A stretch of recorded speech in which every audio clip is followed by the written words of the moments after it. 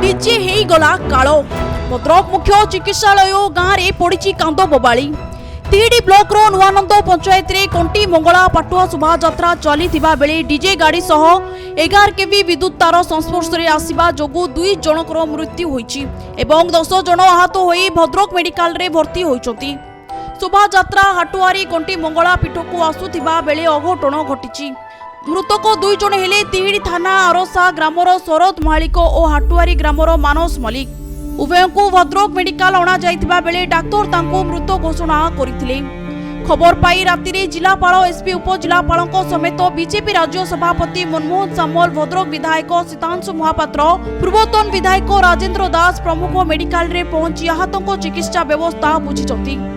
डाक्तरखाना परिसर रे शोकाकूल परिस्थिति परिलिखित होईची। डीजे गाड़ी को जबत करा जाइथिबा प्रशासन पक्षरु सूचना दिया जाइछि। डीजे बैन अच्छी मैंने आपंकर 65 डेसिबल रु कम रे बजाई पारे कि डीजे एज सच बजावनी।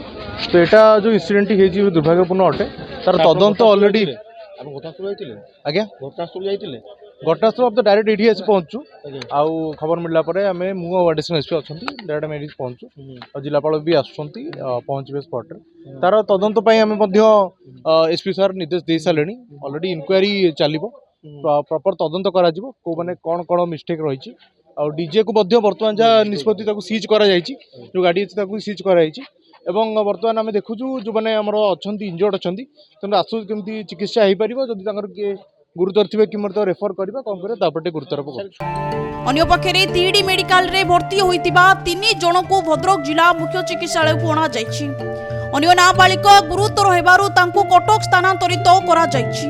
एही गुरुतर मध्यरे जणे शिशु जणे नाबालिका जणे महिला अछति। चिकित्सा रे अवहेला पई रोगी को संपर्कीय माने किछि समय हो हला करिथिले।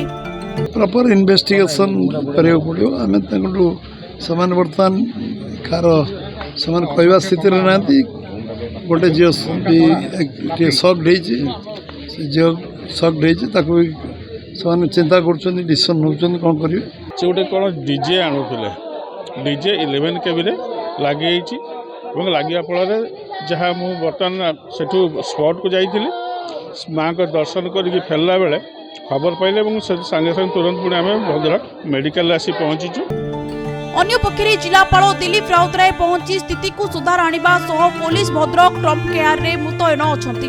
एटा गोटे अत्यंत दुखद घटना एवं एथिरे 2 जन इमिडिएट माने ऑन द स्पॉट से मानकर डेथ हे गला 8 जन इंजर्ड होती भितर बर्तमान 6 जन आसिक डिस्ट्रिक्ट हेडक्वार्टर हॉस्पिटल रे चिकित्सित होती आ 2 जन तिहिडी आसुंच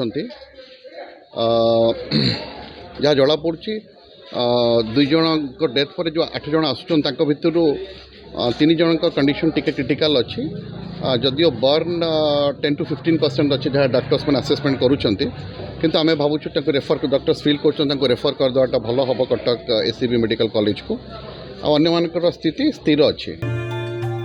भद्रक कमलोचन पंडा रिपोर्ट टू मानी टीवी।